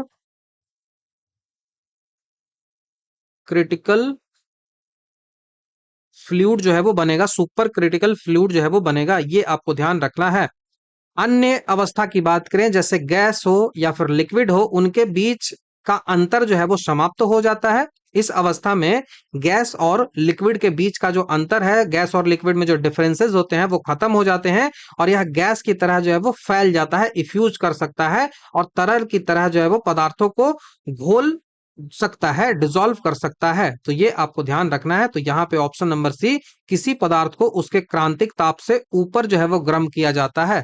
किसी पदार्थ को उसके क्रांतिक ताप, जो क्रिटिकल टेम्परेचर है, उससे ऊपर जो है वो गर्म किया जाता है, तब ये होता है। तो ये आपको ध्यान रखना होगा। ठीक है, बहुत इंपॉर्टेंट है। तो जो सुपर क्रिटिकल टेम्परेचर की बात करें, तो सुपर क्रिटिकल CO2 का उपयोग हम आजकल बहुत बड़े पैमाने पर कॉफी से कैफीन निकालने में जो है वो, और पर्यावरण के अनुकूल जो है वो ड्राई क्लीनिंग में भी कर रहे हैं। क्रिटिकल टेम्परेचर से नीचे जो है वो दबाव डालकर गैस को तरल में बदला जा सकता है, लेकिन क्रिटिकल टेम्परेचर से ऊपर जो है वो आप चाहे कितना भी दबाव डाल ले, गैस तरल नहीं बनेगा बल्कि सुपर क्रिटिकल बन जाएगा। तो क्रिटिकल टेम्परेचर से जैसे ही ऊपर जो हैगा, क्रिटिकल टेम्परेचर से जैसे ही ऊपर जो है वो और ज्यादा आप दबाव डालते हो, तो क्रिटिकल टेम्परेचर से और ज्यादा आप दबाव डालते हो, क्रिटिकल टेम्परेचर से और ज्यादा दबाव डालते हो, तो वैसे में वो जो है वो गैस जो है वो तरल फ्लूइड नहीं बनेगा, वो जो है वो सुपर क्रिटिकल बन जाएगा। क्रांतिक ताप से ऊपर जो है वो आप चाहे कितना भी दाब डाल लो, यदि क्रिटिकल टेम्परेचर जो है 25 है, क्रिटिकल टेम्परेचर जो है वो 25 है, आप जो है वो प्रेशर जो है वो लगा रहे हो आप जो है वो प्रेशर लगा रहे हो, 30 लगा दे रहे हो, तो इसका मतलब जो है वो क्या होगा, क्रिटिकल टेम्परेचर, क्रांतिक ताप के ऊपर, क्रिटिकल टेम्परेचर के ऊपर आप कितना भी प्रेशर लगा लो, आपका जो है वो नहीं बन पाएगा। वो क्या होगा, क्रिटिकल टेम्परेचर से ऊपर जब जैसे ही आप लगा दोगे तो वो फ्लूइड बन जाएगा। वो जो है वो फ्लूइड नहीं बनेगा, वो तरल नहीं बनेगा, वो जो है वो सुपर क्रिटिकल बन जाएगा। यदि तरल बनाना है तो क्रिटिकल टेम्परेचर से नीचे जो है वो दबाव डालते हैं तो गैस तरल बन जाता है। क्रिटिकल टेम्परेचर है उससे नीचे जो है वो यदि दबाव डालते हैं तो क्रिटिकल टेम्परेचर सी है। अब इससे प्रेशर जो है वो नीचे हम डालेंगे क्रिटिकल टेम्परेचर से, तो वो जो है वो तरल बन जाएगा। ये आपको ध्यान रखना होगा, तो ऑप्शन नंबर बी हमको ध्यान रखिएगा। नेक्स्ट सवाल की ओर बढ़ते हैं। निम्नलिखित में से ग्लाइकोलिसिस के बारे में कौन सा कथन सही है? बहुत आसान सा सवाल है, कई बार पूछा गया है। तो ग्लाइकोलिसिस जो है वो बहुत आसान, सबसे पहले पूछा रहा है कि ग्लाइकोलिसिस जो है वो साइटोप्लाज्म में होता है और क्रेब्स चक्र जो होता है वो माइटोकॉन्ड्रिया में होता है। तो क्रेब्स चक्र से पहले वाला जो पार्ट होता है उसी को ग्लाइकोलिसिस जो है वो कहा जाता है। ग्लाइकोलिसिस जो है वो सेलुलर रिस्पायरेशन जो होता है उसका पहला पार्ट है, जिसमें ग्लूकोज का अणु जो है वो टूटता है और दो पायरुविक एसिड जो है वो बनाता है, और यह पूरी जो प्रक्रिया है वो साइटोप्लाज्म में ही हो जाती है। ठीक है, यहाँ यह जो है वो ये आपको ध्यान रखिएगा, बहुत इंपॉर्टेंट है। ये जो है वो एक बोल रहा है कि यहाँ पे रिक्वायर होता है ऑक्सीजन की, तो नहीं भाई, यहाँ पे नहीं, यहाँ पे ऑक्सीजन की जरूरत नहीं होती है। ये अनएरोबिक रिस्पायरेशन होता है। ठीक है, ये अनएरोबिक रिस्पायरेशन होता है। माइटोकॉन्ड्रिया में क्या होता है, तो माइटोकॉन्ड्रिया में क्रेब्स साइकिल होता है। क्रेब्स साइकिल जो है वो माइटोकॉन्ड्रिया में होता है, यहाँ पे ग्लाइकोलिसिस नहीं होता है। ग्लाइकोलिसिस जो है वो कोई भी CO2 नहीं निकलता है, CO2 केब्स चक्र से निकलता है, तो ये भी आपको ध्यान रखना होगा। ग्लाइकोलिसिस को 3 वैज्ञानिक ने खोजा था, इस कारण से इसको EMP पाथवे भी कहा जाता है। EMP पाथवे भी इसको कहा जाता है। इम्बेडन, मेहोफ और पर्नर्स ने खोजा था, इस कारण से EMP पाथवे जो है वो इसको कहा जाता है इसी नाम पे। इस प्रक्रिया में 2 ATP ऊर्जा आपको मिलती है, बाकी 36 उधर बनता है, तो 36 और 2 38 ATP जो है वो बन जाता है। ये आपने पढ़ा भी होगा, पहले भी पढ़ा होगा। यहाँ पे बस याद रखिएगा कि 2 पायरोबिक एसिड में टूटता है। ठीक है, 2 पायरोबिक एसिड में टूटता है। कभी डिटेल से जरूरत पड़ेगी तो हम बता देंगे। जेनेटिक्स के फादर कौन है, तो जेनेटिक्स के फादर आपको पता है ग्रेगर जॉन मेंडल है। बहुत आसान सा सवाल है, इस पे उतना डिटेल नहीं जाया जाएगा। मेंडल ने 3 थ्योरी दी थी। ठीक है, 3 थ्योरी दी थी, पी को यूज किया था, 7 ट्रेल्स थे, सब कुछ मैंने ऑलरेडी आपको बता दिया है। 3:1 का रेशियो बनता है, 1:1 का रेशियो बनता है, 9:3:3:1 का रेशियो बनता है। ये सब कुछ मैंने बताया, आगे आएगा भी। बाकी चार्ल्स डार्विन की बात करें तो चार्ल्स डार्विन जो है वो फादर ऑफ इवोल्यूशन होते हैं। TM मॉर्गन की बात करें तो इन्हें जो है वो फादर ऑफ एक्सपेरिमेंटल जेनेटिक्स जो है वो कहा जाता है। Father of experimental genetics, experimental genetics इनको कहा जाता है। इन्होंने फ्रूट फ्लाई ड्रोसोफोलिया पर काम किया था, फ्रूट फ्लाई ड्रोसोफोलिया पर काम किया था।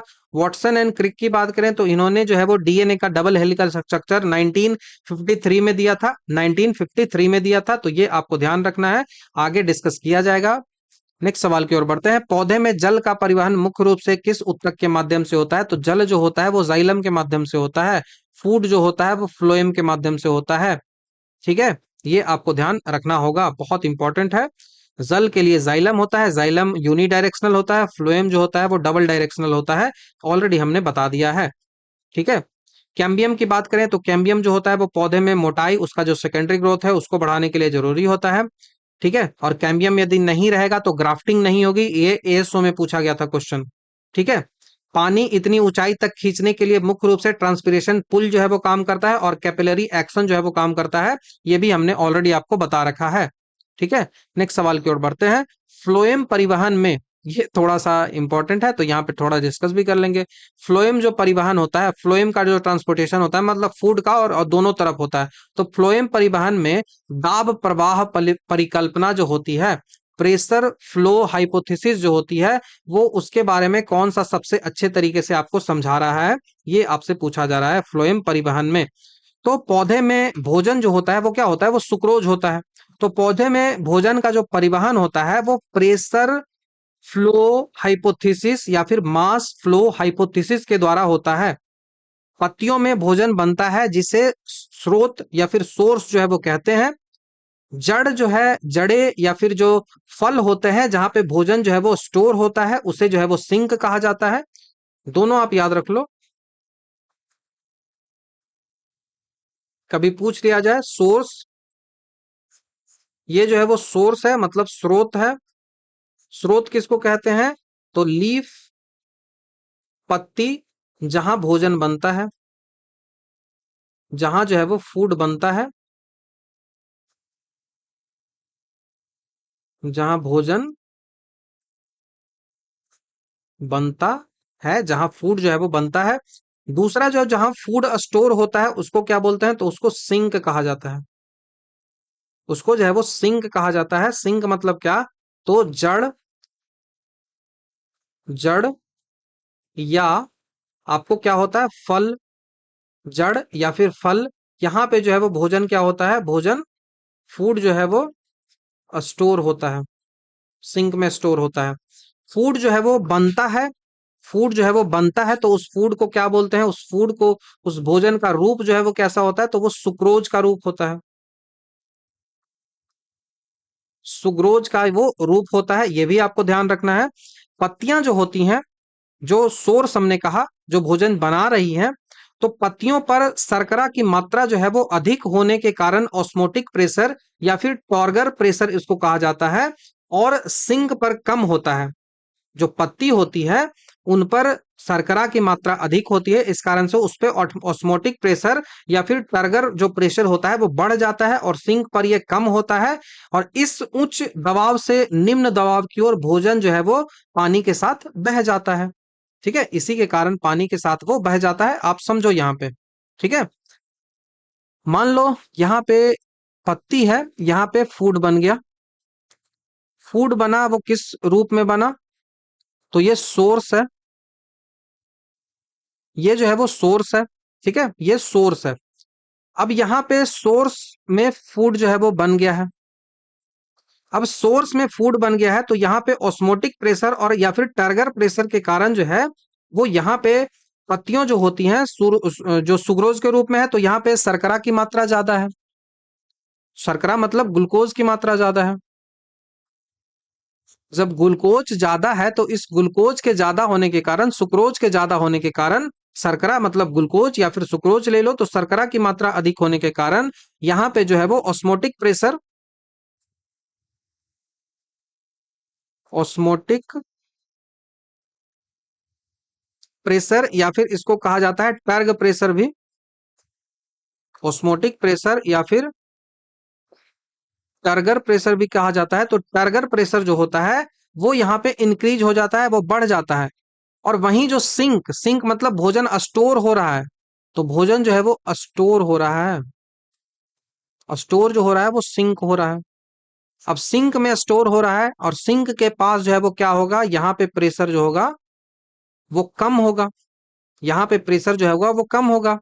अब प्रेशर जब हाई प्रेशर से लो प्रेशर की ओर जाता है, चीजें आपको पता है, फ्लो जो होता है वो हाई प्रेशर से लो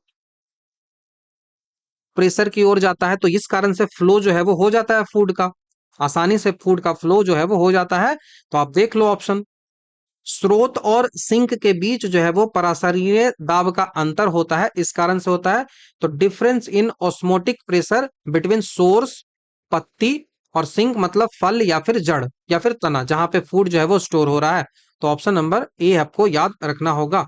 और जाइलम और फ्लोएम के बारे में आपको पता है, जाइलम जो होता है वो जल को लेके जाता है, जाइलम वेसल्स होती है वो जल को लेके जाती हैं और यूनी डायरेक्शनल होता है। ठीक है, केवल और केवल यूनी डायरेक्शनल होता है। वहीं फ्लोएम जो होता है, फ्लोएम जो होता है वो फूड को लेके जाता है, और फूड के साथ ही साथ क्या लेके जाता है, तो फूड के साथ ही साथ वो जो है वो मिनरल्स को भी लेके जाता है, और उसका डायरेक्शन जो होता है वो यूनी डायरेक्शनल नहीं, वो बाई डायरेक्शनल होता है। ठीक है, सोर्स जो होता है वो एक्टिवली ट्रांसपोर्ट करता है into sieve tubes and water flow bye osmosis, osmosis process के कारण यहाँ पे होता है। फ्लोएम जो होता है वो sieve tube, companion cell, 4 type के होते हैं, आगे कभी डिस्कस किया जाएगा। यही जो है वो प्रेशर डिफरेंस क्रिएट करता है, और इसी प्रेशर डिफरेंस के कारण जो है वो सोर्स से सिंक की ओर फूड का ट्रांसफर जो है वो हो जाता है। ठीक है, और ऑस्मोटिक प्रेशर होता है, ऑस्मोटिक प्रेशर, ये ध्यान आपको रखना होगा। जाइलम और फ्लोएम के बारे में बस बताया गया है कि जाइलम जो है वो यूनिडायरेक्शनल होता है और फ्लोएम जो है वो बाई डायरेक्शनल होता है। पूछा जा रहा है कि ये रिएक्शन आपको दे रहा है, ये रिएक्शन क्या है? तो आपने पढ़ा होगा कि ये वाटर गैस है, ये वाटर गैस का रिएक्शन है। बहुत आसान सा सवाल है ये, सबसे आसान भी कहूं तो अच्छा है। ठीक है, सबसे आसान सवालों में से ये सब आ जाएगा, क्योंकि बार बार ये सवाल जो है वो बार बार पूछा भी गया है। तो ये हो गया वाटर गैस, H2 प्लस मतलब जलवाष्प और कार्बन जो है, और हाइड्रोजन, जलवाष्प और कार्बन है, हाइड्रोजन और कार्बन मोनोऑक्साइड है। जब भी आप लाल तप्त कोला जो होता है, कोयला जो होता है, रेड हॉट कोक जो होता है, उस पर स्टीम मतलब H2O प्रभावित कर देते हो, तब कार्बन मोनोऑक्साइड और हाइड्रोजन गैस का मिश्रण बनता है, और इसी को जो है वो वाटर गैस कहा जाता है। इसी को वाटर गैस जो है वो कहा जाता है। आप क्या करते हो, रेड हॉट कोक है, तप्त कोयला है, ठीक है, जल रहा है कोयला, तप्त कोयला है, लाल तप्त कोयला है, उस पर हम स्टीम का प्रभाव डाल रहे हैं, उस पे स्टीम डाल रहे हैं। ठीक है, उस पे हमने स्टीम डाला मतलब H2O हमने डाला। ठीक है, H2O हमने डाला, कार्बन था, ये कार्बन बस दिखा रहा है कोयले को, तो कार्बन था, इस पे स्टीम मैंने डाला, तो स्टीम डालने के बाद ये बना क्या? तो स्टीम डालने के बाद बना कार्बन मोनोऑक्साइड बना, और कार्बन मोनोऑक्साइड के साथ ही साथ हाइड्रोजन गैस निकला, हाइड्रोजन गैस निकला, और इसी को बोलते हैं कि कार्बन मोनोऑक्साइड और हाइड्रोजन गैस निकलता है, तो ये पूरा जो कहलाता है वो वाटर गैस कहलाता है। ये वाटर गैस जो है वो कहलाता है, वाटर गैस बहुत इंपॉर्टेंट है, वाटर गैस कहलाता है, या फिर सीन गैस कहा जाता है, या फिर इसको सीन गैस भी कहा जाता है। कोई भी आपसे एग्जामिनेशन में पूछा जा सकता है, सीन गैस। ठीक है, वाटर गैस पूछा गया, हो सकता है अगली बार सीन गैस पूछ दिया जाए। दूसरा प्रोड्यूसर गैस जो है वो भी पूछ लिया जाता है, इस कारण से प्रोड्यूसर गैस याद रखो। यदि H2O की जगह ऑक्सीजन और N2 का उपयोग कर देंगे, अब जो है मिश्रण बनता है वो जो है वो प्रोड्यूसर गैस जो है वो कहलाता है। तो प्रोड्यूसर गैस हमेशा कंफ्यूज करता है, मैं बता देता हूं, लिख लीजिए आप आराम से। प्रोड्यूसर गैस, प्रोड्यूसर गैस का जो फॉर्मूला होता है वो होता है carbon monoxide plus N2, carbon monoxide plus N2, ये आपको ध्यान रखना होगा। नेक्स्ट सवाल की ओर बढ़ते हैं। प्लाज्मा मेम्ब्रेन का द्रव्य जो है वो मोज़ेक मॉडल किसके द्वारा दिया गया था? प्लाज्मा मेम्ब्रेन का जो द्रव्य मोज़ेक मॉडल जो है वो किसके द्वारा दिया गया था? तो ऑलरेडी कई बार मैंने बता रखा है इसको अपनी क्लास में, सिंगर और निकोलसन ने दिया है। ऑप्शन नंबर ए आपको याद रखना होगा, सिंगल और निकोलसन ने।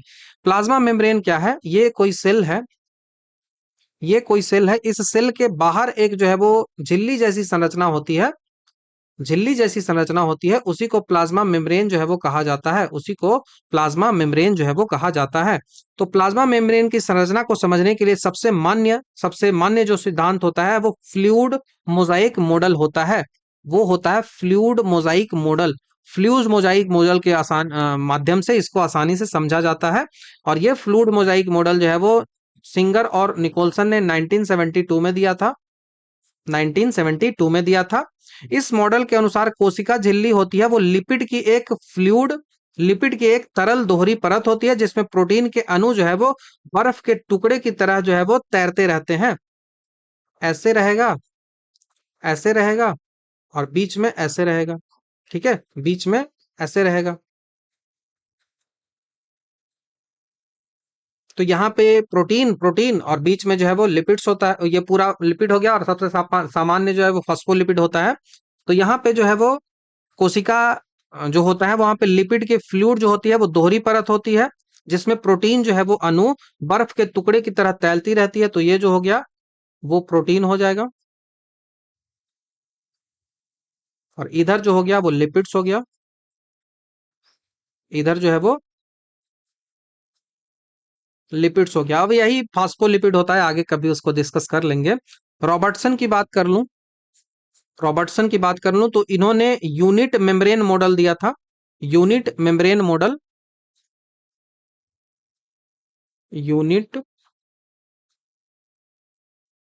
मेम्ब्रेन मॉडल इंपॉर्टेंट है। वाटसन क्रिक आपको पता है, डबल हेलिकल स्ट्रक्चर दिया था, हुक आपको पता है, सेल की खोज की थी सबसे पहले। नेक्स्ट सवाल की ओर बढ़ जाते हैं। नेक्स्ट सवाल है मेंडल से। ऑलरेडी हमने इस बारे में काफी डिटेल से डिस्कस किया है, तो बस यहाँ पे देखते चलेंगे। मेंडल को जेनेटिक्स का फादर कहा जाता है, सही है। लॉ ऑफ सेग्रीगेशन कहता है कि प्रत्येक गैमीट का एक लक्षण जो होता है वो दो एलील प्राप्त करता है, टी टी, और दोनों स्वतंत्र होते हैं, सही है। ठीक है। नहीं, ये सही नहीं है। दो एलील प्राप्त करते हैं, सही नहीं है। ठीक है, सही नहीं है। पहला जो है वो मेंडल के अनुवांशिक का जनक है। दूसरा जो है वो लॉ ऑफ सेग्रीगेशन कहता है कि गैमेट बनते समय एलील के जोड़े अलग हो जाते हैं, और प्रत्येक जो जोड़े होते हैं वो केवल एक एलील, प्रत्येक जीड़ों को केवल एक एलील प्राप्त होता है, दो नहीं। यहाँ पे दो एलील जो लिखा गया है ना, ये गलत है। दोनों अलग अलग होते हैं, टी ऐसे रहेगा और टी ऐसे रहेगा, छोटा बड़ा अलग अलग टी है, दोनों एक जगह नहीं होंगे। ठीक है, ये आपको ध्यान रखना होगा, ये गलत हो गया। तीसरा है कि एक संकरित संकरण मोनोहाइब्रिड क्रॉस में जो फिनोटाइप 2 होता है, F2, जो फिनोटाइप 2 होता है उसका अनुपात 3:1 होता है। ठीक है, उसका अनुपात 3:1 होता है। तो दूसरी पीढ़ी में बाहरी दिखावट जो फिनोटाइप होता है वो 3:1, मतलब 3 जो है वो लंबा और एक जो है वो बौना हो गया, तो ये तो सही हो जाएगा तीसरा। उसके बाद जो है वो law of independence assortment, law of independent assortment है, उसके नियम के अनुसार केवल भिन्न भिन्न गुणसूत्रों पर उपस्थित लक्षणों के लिए ही कार्य करता है। तो ये जो चौथा स्टेटमेंट है, ये चौथा स्टेटमेंट भी सत्य है, चौथा स्टेटमेंट भी सत्य है। ये जो है वो इंडिपेंडेंस असॉर्टमेंट, स्वतंत्र अपवहन जो होता है, इस नियम तभी पूरी तरीके से काम करता है जब दो जिन अलग अलग गुणसूत्र डिफरेंट डिफरेंट क्रोमोसोम पर हो। यदि वो एक ही गुणसूत्र पर बहुत पास पास होते हैं तो उसमें जो है वो लीकेज हो जाती है और वो स्वतंत्र रूप से अलग नहीं हो पाते हैं। तो ये आपको ध्यान रखना होगा। तो यहां से आंसर हमारा क्या बन जाएगा, 1, 3 और 4, 1, 3 और 4।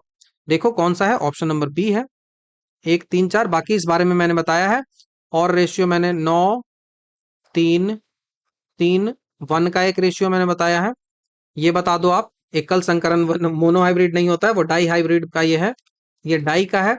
और मोनो में ही फोनोटाइप और जीनोटाइप, जीनोटाइप जैसे ही पूछेंगे तो आपसे जीनोटाइप में 1, 2, 1 का होगा, 1, 2, 1 का होगा, ये मैंने डिस्कस कर रखा है। नेक्स्ट सवाल, टेम्पोररी पैरासाइट जो है वो किसे कहते हैं। बहुत आसान सा सवाल है।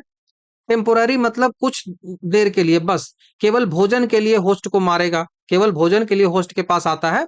तो देखो, केवल भोजन के लिए होस्ट के पास आता है, टेम्पोररी है, बाद में खत्म हो जाएगा भाई। तो वे जीव जो अपने होस्ट जिससे वे पोषण लेता है शरीर पर लगता नहीं है, वो केवल खून या फिर भोजन के लिए उस पर जाता है, शॉर्ट ड्यूरेशन के लिए अपना पूरा करेगा काम और निकल जाएगा। जैसे कि मच्छर, जैसे कि एग्जाम्पल के रूप में आप लिख लो मच्छर, मॉस्क्यूटो, मॉस्क्यूटोज। जैसे कि आप लिख लो खटमल, जैसे कि आप लिख लो खटमल, बेड बग, बेड बग्स। जैसे कि आप लिख लो जोंक, जैसे कि आप लिख लो जोंक, लीच इसको बोलते हैं, लीचेज, ये जोंक हो गया। ठीक है, ये आपको ध्यान रखना होगा, सवाल पूछा जा सकता है। अब देखो ऑप्शन के अनुसार कुछ और जरूरी होता है। जैसे आप ऑप्शन नंबर ए देखो कि live on the surface of the host body, host body के सरफेस पर रह रहा है, उसको बोलते हैं एक्टो पैरासाइट। ये जो हो गया वो एक्टो पैरासाइट है, एक्टो पैरासाइट। एक्टोपैरासाइट मतलब कि उसके शरीर के सतह पर रहता है, तो वो एक्टोपैरासाइट है। एग्जाम्पल के रूप में आप जो आपके बाल में होता है जिसको जू बोलते हो, जू, या फिर इसको लीस बोल लो। ठीक है, तो ये हो गया एक्टोपैरासाइट, मतलब उसके सरफेस पे रहता है। उसके बाद अवसर आने पर परजीवी होता है, इन्हें जो है वो फैकल्टेटिव पैराटिटिव पैरासाइट जो है वो कहते हैं। अवसर आने पर जो है वो होता है, मतलब जरूरी जब हो तब तो स्वतंत्र रूप से रहते हैं, लेकिन अवसर आने पर परजीवी बन जाते हैं। तो ऐसे परजीवी को जो कहते हैं वो फैकल्टेटिव परजीवी कहते हैं, फैकल्टेटिव परजीवी जो है वो फैकल्टेटिव पैरासाइट जो है वो कहा जाता है। शरीर के अंदर जो रहेगा, होस्ट के अंदर अपना जीवन चक्र जो पूरा करेगा, तो होस्ट के अंदर जो जीवन पर चक्र पूरा करेगा उसको इंडो पैरासाइट बोलेंगे। इंडो पैरासाइट बोलेंगे या फिर अस्थाई पैरासाइट बोलेंगे। टेम्पोररी नहीं, ये अस्थाई होगा, अस्थाई। ठीक है, जैसे कि एग्जाम्पल के रूप में आप लिखो, एग्जाम्पल के रूप में आप लिखो टेप वॉर्म। टेप वॉर्म, या तो आप लिख लो मलेरिया का प्लाज्मोडियम। मलेरिया जो वायरस है उसका जो है वो प्लाज्मोडियम, प्लाज्मोडियम, ये आपको ध्यान रखना होगा। नेक्स्ट सवाल की ओर बढ़ते हैं। किस वैज्ञानिक ने स्वतंत्र रूप से कार्य किया और डार्विन के समान निष्कर्ष दिया? डार्विन के जैसा ही उसने जो है वो थ्योरी दिया था। तो अल्फ्रेड रसेल वालेस कहा जाता है। Alfred Russel Wallace, option number B आपको ध्यान रखना है। ब्रिटिश थे अल्फ्रेड रसेल वालेस। इसने डार्विन से स्वतंत्र रूप से काम किया, मुख्य रूप से मलय द्वीप। अब मुझे बस बता दो आपकी मलय द्वीप कौन है? मलय द्वीप पे इन्होंने काम किया था। मलय द्वीप समूह साउथ ईस्ट एशिया में है, ये मैं बस बता दे रहा हूँ। दक्षिण पूर्व एशिया में है मलय द्वीप। अब मुझे कमेंट में आप बता दो कि मलय द्वीप कहाँ है, वहीं पे इसने काम किया था। और बिल्कुल सेम निष्कर्ष जो कि डार्विन ने दिया था, इवोल्यूशन बाय नेचुरल सिलेक्शन, प्राकृतिक चयनवाद का विकास, वही इसने भी दिया था।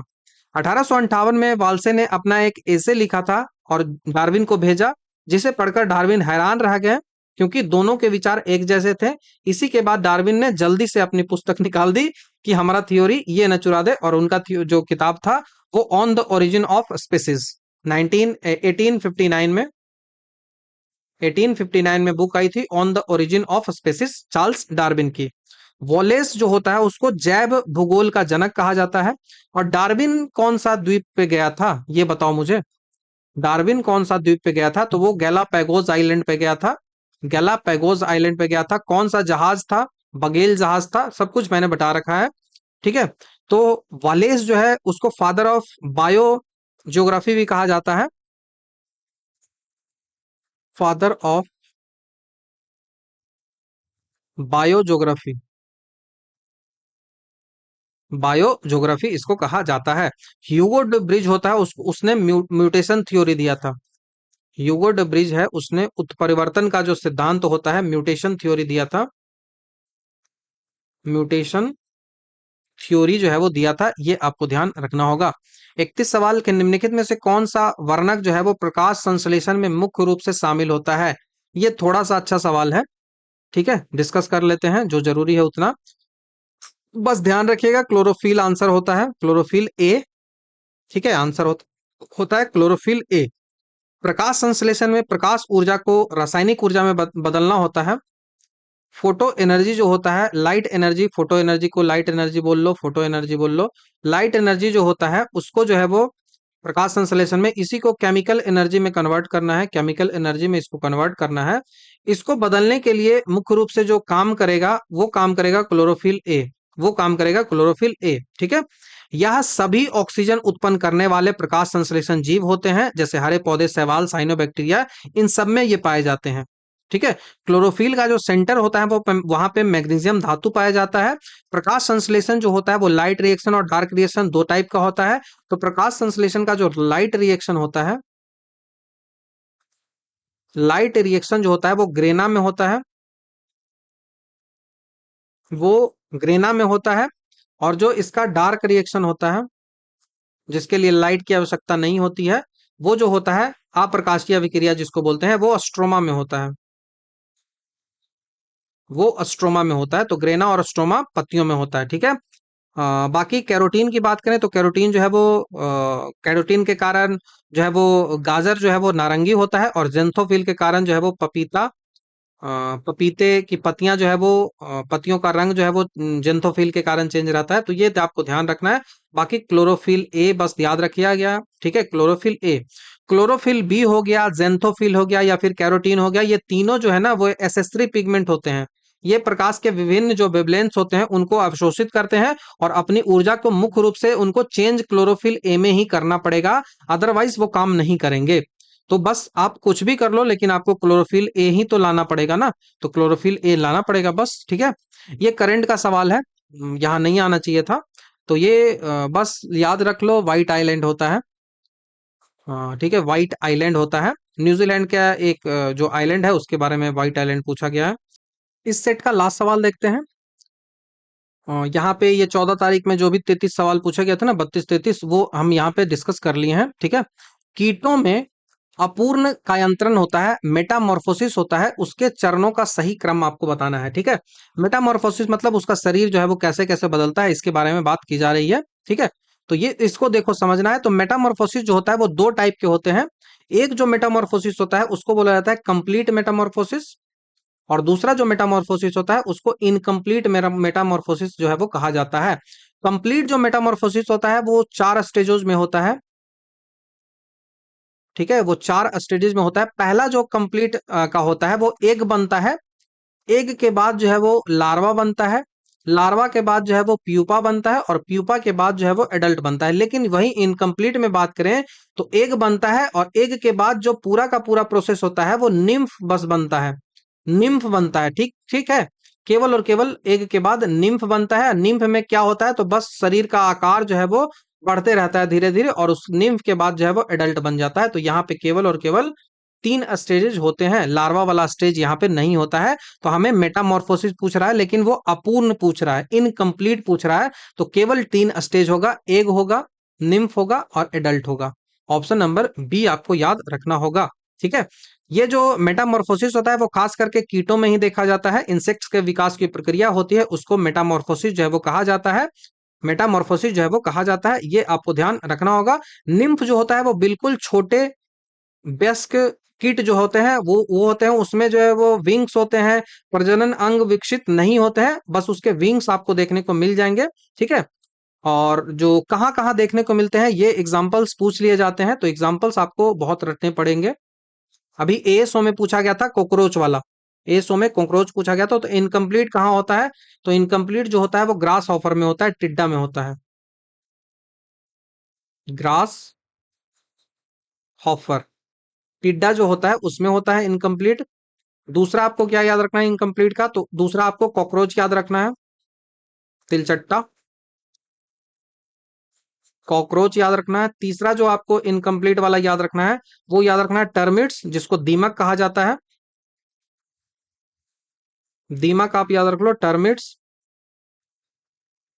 ठीक है। इसमें प्यूपा स्टेज जो है वो नहीं होता है, प्यूपा नहीं होता है तीनों में। वहीं कंप्लीट मेटामॉर्फोसिस में आपको एग्जांपल बता दूं तो बटरफ्लाई याद रख लो, तितली सबसे पहले, तितली याद रख लो। दूसरा जो आप याद रख लोगे वो घरेलू मधुमक्खी, जो घरेलू मक्खी जो होता है हाउस फ्लाई, हाउस फ्लाई जो होता है वो। चौथा आप याद रख लो मच्छर, तीसरा आप याद रख लो मच्छर, मॉस्किटो जो होता है वो होता है, उसी के साथ साथ मधुमक्खी आप चौथा याद रख लो, बी जो है वो याद रख लो। तो ये बस इतना ही आपको जानना था, ठीक है। तो ये रहा वीडियो पार्ट नंबर 2, जहां पे 14 तारीख के जितने भी 32 या 33 सवाल थे उनको हमने डिस्कस कर लिया। इसका जो नेक्स्ट वीडियो आएगा वो भी 2 पार्टों में आएगा, और उसमें हम 17 तारीख वाला पूरा क्वेश्चन कर लेंगे। देन इसका जो है वो 2 वीडियो इसके लिए और 2 वीडियो इसके लिए, तो 6 वीडियो में टोटल कंप्लीट इसको कर लेंगे, जो कि आने वाले आपके एग्जामिनेशन के लिए काफी इंपॉर्टेंट होगा। तो वीडियो आपको कैसा लगा आप मुझे कमेंट में बता सकते हो, और यदि अच्छा लगता है तो इसको शेयर, लाइक, सब्सक्राइब जो भी होता है वो कर दीजिएगा, जरूरी है मेरे लिए। और थैंक यू वेरी मच। जो पहले के वीडियोस नहीं देखे हैं तो देख लीजिएगा। चलिए नेक्स्ट वीडियो में आपसे जल्द ही मिलता हूँ।